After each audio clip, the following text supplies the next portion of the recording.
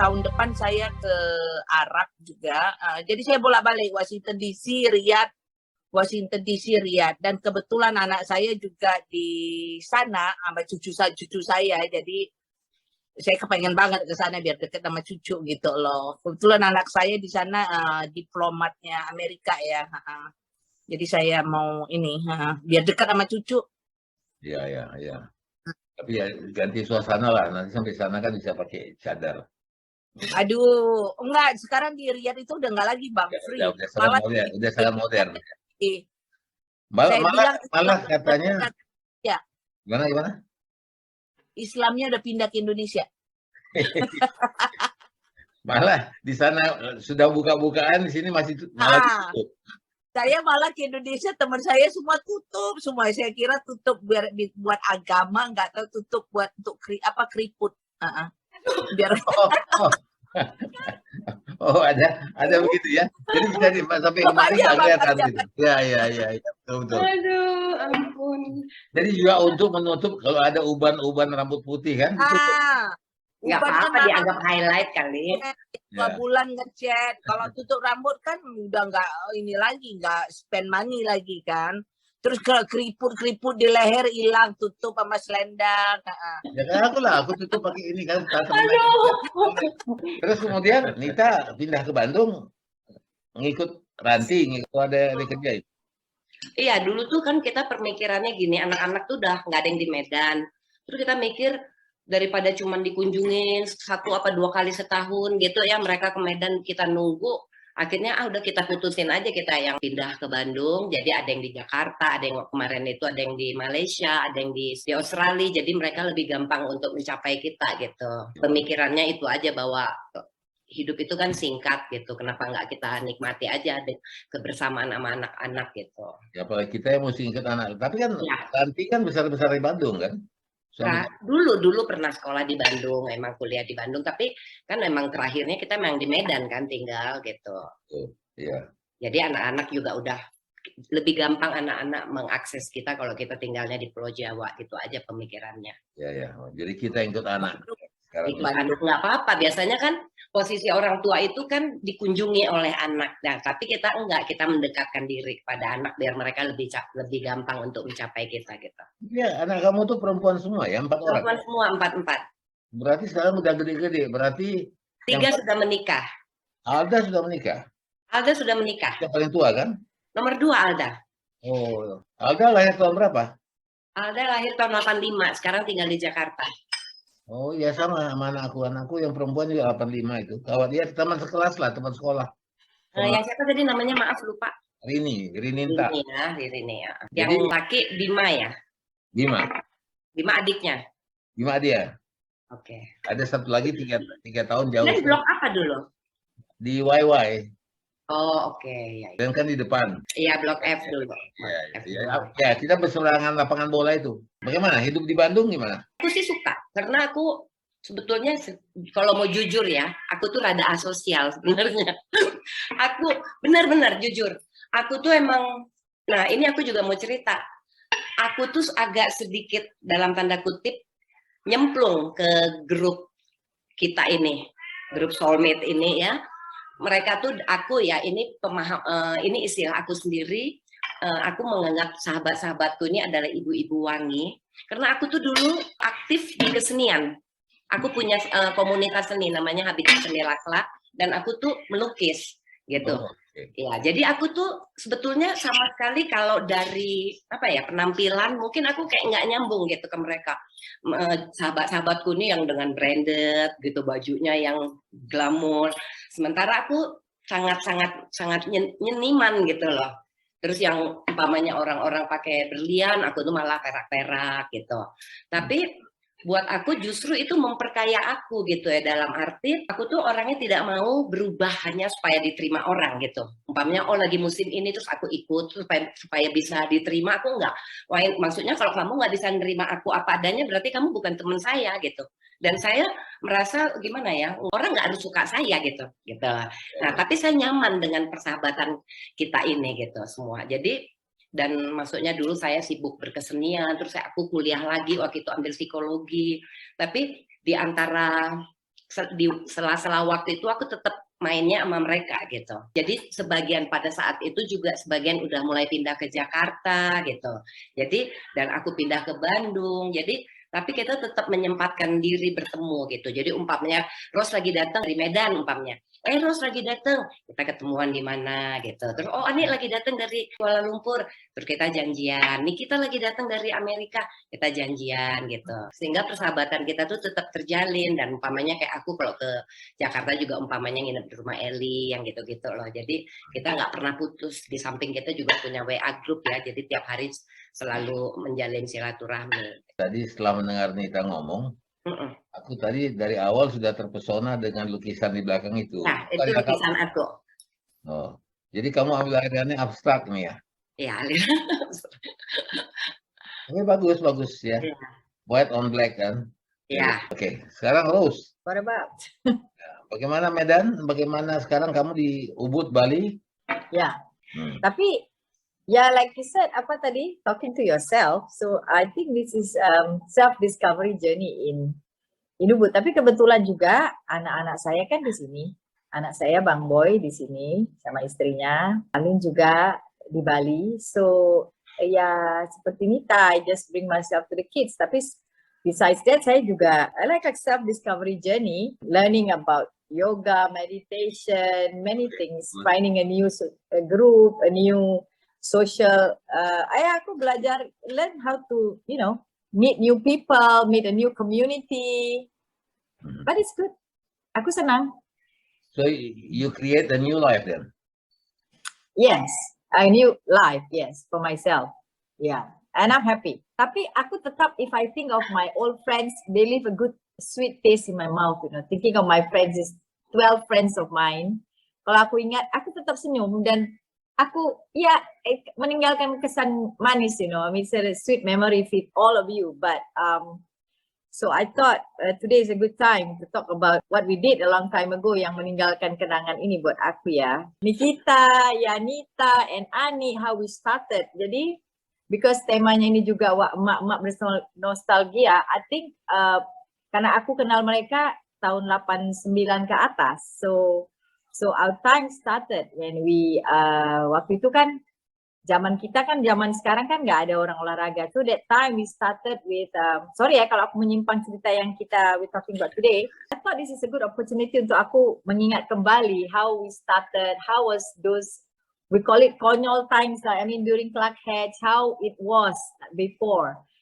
Yang dulu badan kita semua masih slim, Jen Fonda pun boleh lawan lah, boleh. Tapi sekarang udah bagaimana kita, and how life has evolved among us, and how bagaimana anak-anak kita, zaman kita dan semua kita berpencar. Tapi that's it. I just want to talk about what we went through, the good memories we did in Clark Hedge. Karena zaman sekarang nggak ada gitu lagi. So that was at that time. I think at that time was the only place, like the happening place lah waktu itu.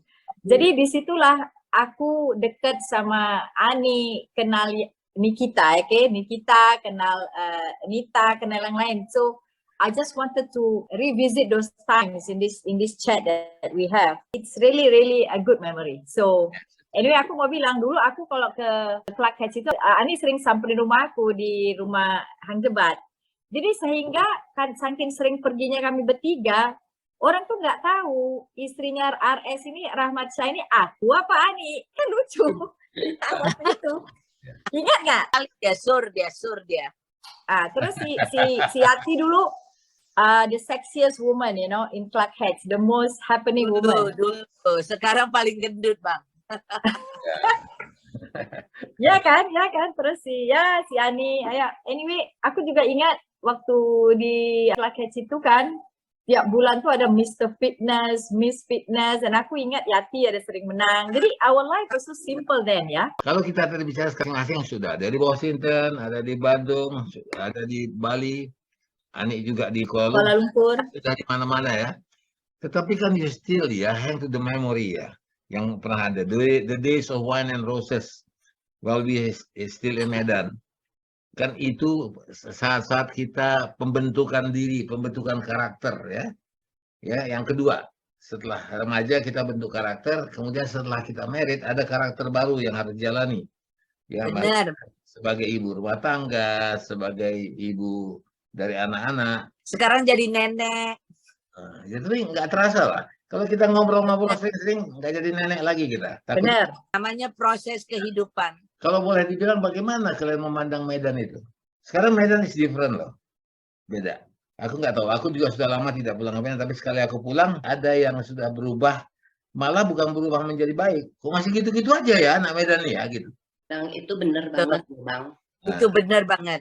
Aku ya, maaf ya, aku tuh sangat cinta Medan, makanannya, persahabatan zaman dulu, dan itu masih terpatri di hati aku. Tapi ada yang aku bikin sorry ya, gitu. Nggak semua orang, tapi sering banget aku kalau ketemu orang, umpamanya gini, aku nanya, apa kabar si ini? Aku tuh cuma mau nanya loh Bang, gitu. Tapi langsung, ih, udah kaya kali dia. Benar nggak Bang? Iya. Mobilnya segini, rumahnya segini. Terus dalam hati aku, siapa yang nanya hartanya gitu? Jujur loh Bang, aku dan itu nggak sekali dua kali loh aku ketemu. Jadi matranya, ukurannya jadi beda ya? Nggak, maksudnya kita tuh padahal memang betul-betul pengen tahu kabar teman kita gitu. Gitu loh. Soalnya kalau Medan itu diukur itu kalau nanya kabar itu kekayaannya atau kalau udah bangkrut dia, udah miskin dia. Nah, kalau enggak kaya kali dia udah sekarang, gila kau, kata kaya kali kawan itu. Kalau enggak, kayak apa kabar sih itu?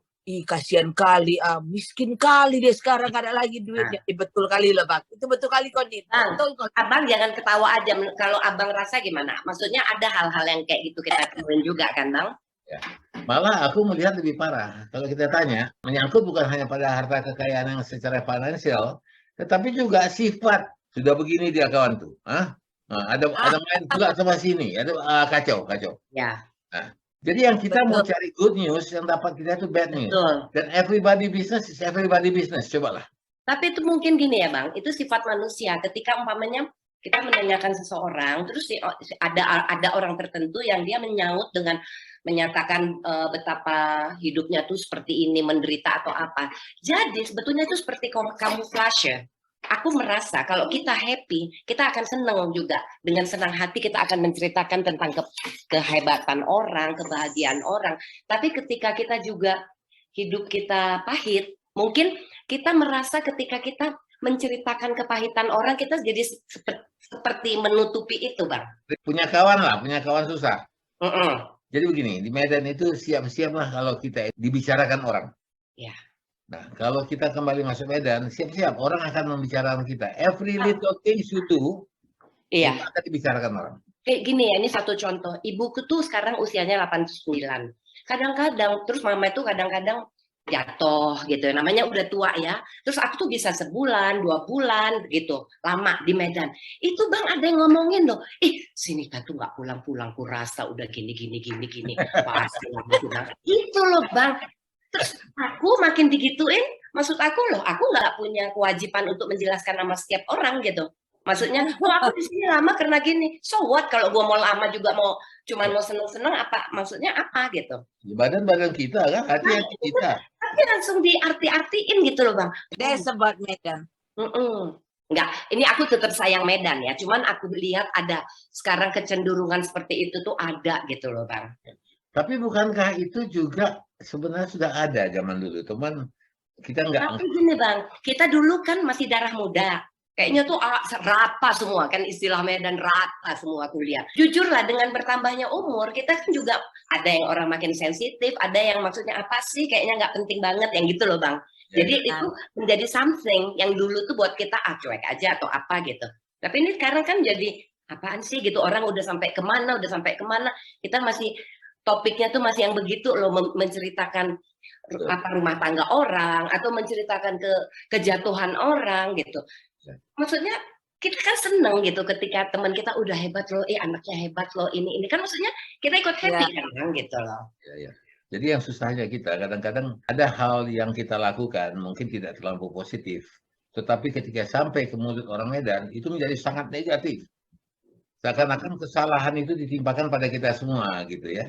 Ya, dulu mungkin waktu muda, betul Nita mengatakan tadi, kita karena kita sendiri, kita membawa nama sendiri. Paling kita membawa nama orang tua, nama opung kita. Iya. Sekarang kita kan membawa nama pasangan hidup kita, nama anak kita.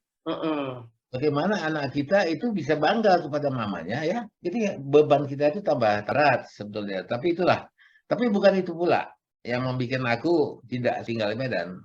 I like to live in Medan. Tetapi ya begitu. Aku harus siap dengan lingkungan yang agak tertutup. Berbeda kalau kita ada di Jakarta ini. Kita kan lingkungan kita terbuka. We can make friends to everybody. Kalau di Medan itu ya kawan kita itu aja. Asli. Aja. Asli. Benar. Tapi jujur ya Bang, kalau aku di Medan itu, kalau udah lewat dari sebulan aku udah nggak kuat lagi Bang. I feel like nggak ada kehidupannya. Orangnya itu mungkin cara berpikirnya itu udah berbeda ya sama saya ya. Mungkin saya udah lama di luar, jadi cara berpikirnya itu kayak yang kalau di sini kan kita nggak ada waktu menceritain orang, menggosip ya. Gosip of course everywhere people gossiping ya. Tapi nggak kayak di Medan itu lagi. Ketemu, oi. Zaman dulu belum ada medsos kan, kalau emak-emak gosip kan pasti pagi-pagi langsung toko, ya kan? Pun kayak gitu, toko. Dengar kok ini, ngeri kali. Toklen.